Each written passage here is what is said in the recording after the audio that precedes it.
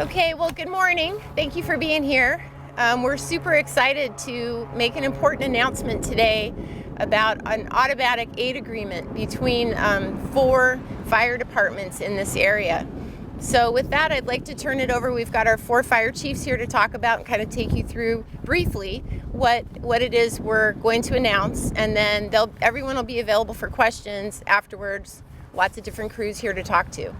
Okay, so with that, I'm going to turn it over to Chief Williams from Spokane Fire Department. Good morning.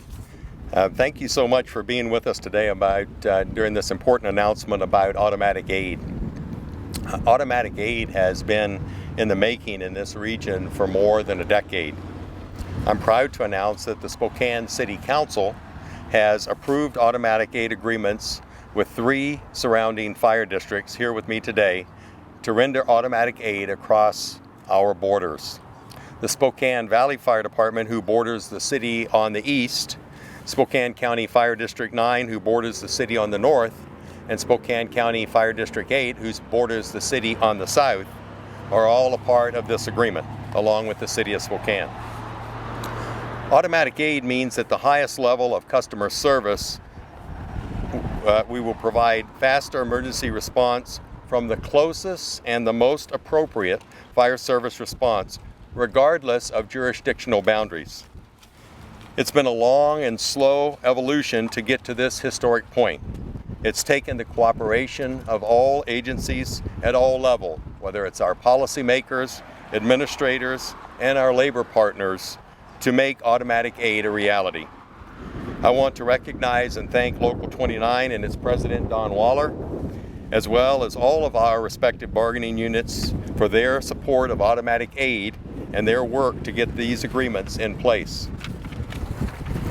These new agreements build on incremental steps we've already taken with Valley Fire for automatic aid in the event of a water rescue, with the intent to get the closest help on scene as quickly as possible.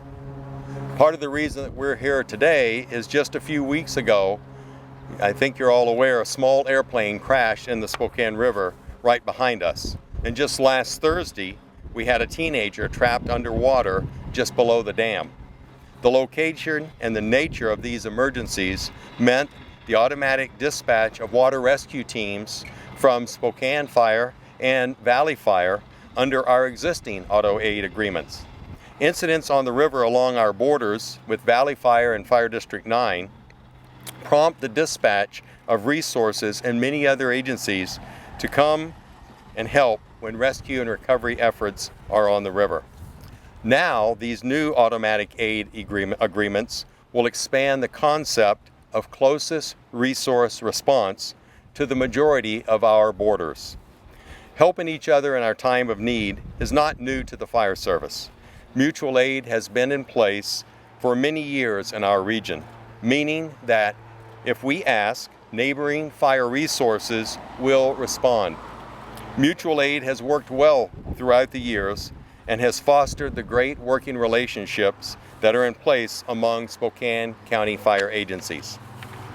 But automatic aid agreements go a step further and eliminate the need to ask for help from our fire agency neighbors once we arrive on the scene or as the incident develops. Instead, with automatic aid, the closest, most appropriate resources will be dispatched to the response to the emergency at the time of the initial call for service, regardless of the borders or in which jurisdiction the incident resides. So this is an important step forward in fire and medical service delivery for those that we serve. Chief Collins, the chief of the Valley Fire Department, will explain more. Chief?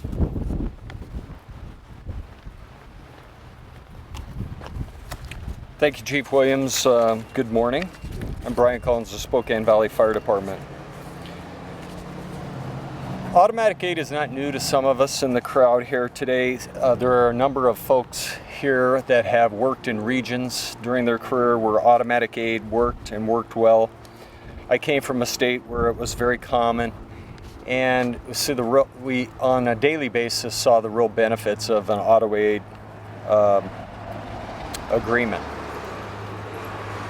In times of disaster, you need a tremendous amount of resources and depth of resources. Automatic aid gives us that depth and gives us readily accessible resources to deal with that emergency.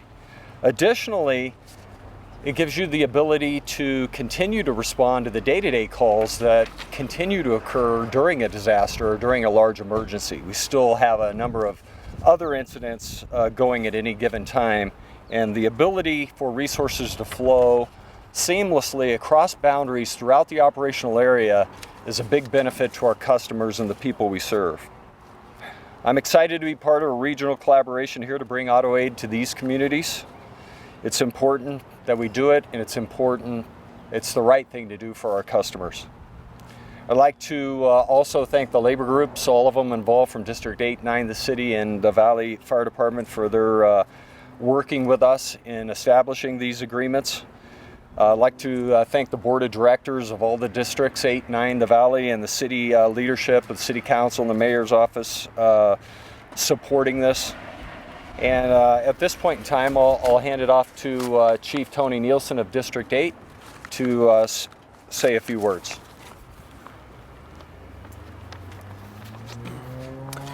Good morning, Tony Nielsen, Spokane County Fire District 8. Fire District 8 covers the areas immediately south of the city of Spokane and Spokane Valley, from Liberty Lake west to Highway 195. Fire District 8 has had an automatic aid agreement for just about 1 year now with the Spokane Valley Fire Department, and it's been quite successful. We've seen improved response times and better service. And in addition to these borderless agreements, our crews have been actively training together along with the Valley Fire Department and other departments. And it's allowed those crews to get to know each other, get to know the equipment and the tactics that each department's going to employ. And I'll give you an example. A week ago today, we had a brush fire on Highway 27 near our shared border with Valley Fire.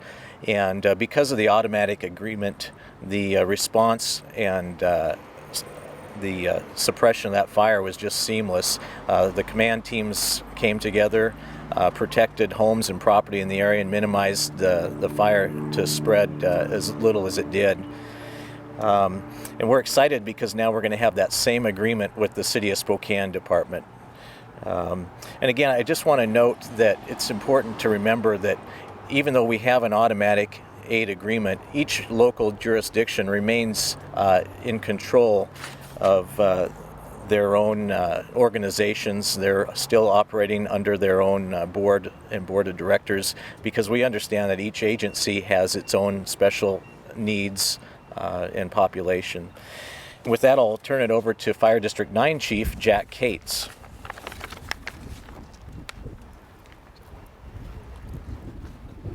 Well, good morning. Again, my name is Jack Cates, Fire Chief at Fire District 9. Our agreement specifically with the Spokane Fire Department is a continuation of supplemental aid and mutual aid agreements we've had with the city for many years in the past.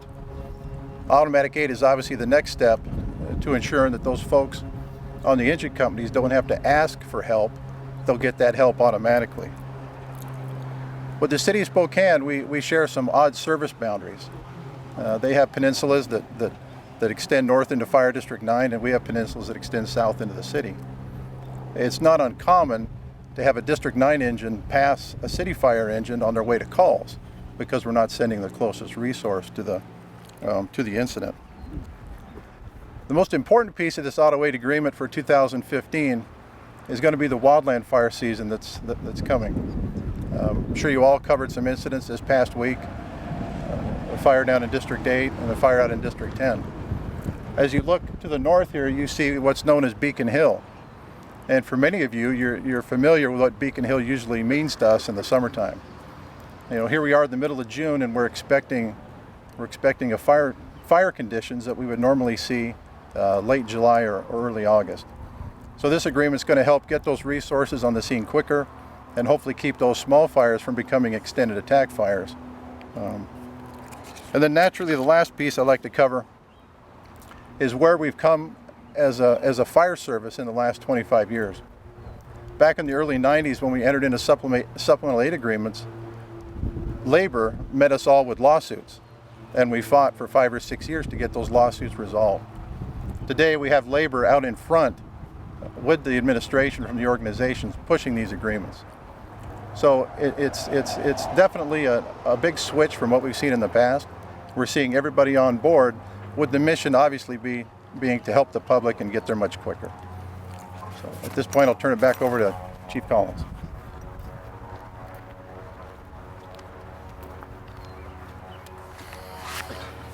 So now that the agreements are in place, we're working together with the Combined Communications Center, which is our shared fire dispatch center, to implement these auto aid agreements. We anticipate going live with auto aid during the next 30 to 45 days. It'll be a process where we work through a number of things, especially on the dispatch side, to get this fully implemented 30 to 45 days from now. Along with the fellow fire chiefs here and everyone, all the uniformed personnel here today and all the firefighters in the region, we'd like to express our commitment to continue serving our customers with even faster emergency response from the closest and most appropriate fire service resource, regardless of the borders. Thank you all for coming.